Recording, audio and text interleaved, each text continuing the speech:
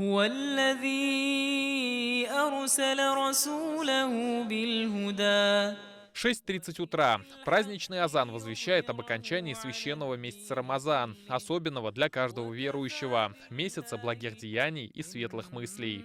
إن الله يعلم غيب السماوات والأرض. Верующие шли к мечети с первыми лучами солнца, чтобы принять участие в гаит-намазе. Галеевская мечеть — традиционно основная площадка Ураза-Байрам.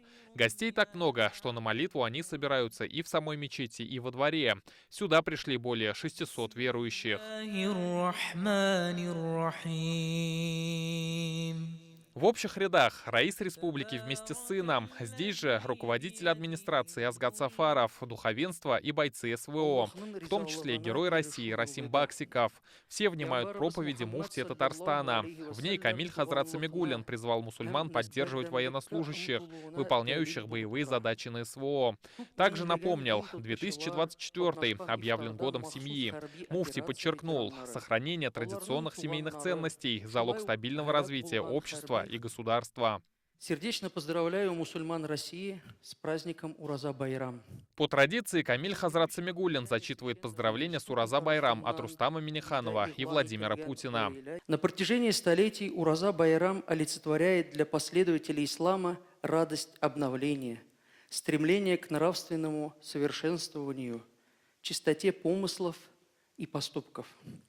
Мусульмане России бережно хранят богатейшие исторические, культурные, религиозные традиции предков и, следуя отеческим заветам, отмечают этот праздник в своих общинах и семейном кругу. Читают проповедь и возносят молитвы. В этом году молятся о жертвах трагедии в Крокус-Сити-Холл в Подмосковье и мире для жителей Палестины.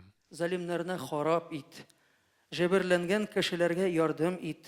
Благодаря телеканалам ТНВ и ТНВ «Планета» праздничную службу сегодня увидели миллионы телезрителей по всему миру. У Галеевской мечети работала передвижная телестанция. 8 камер передавали все детали торжества.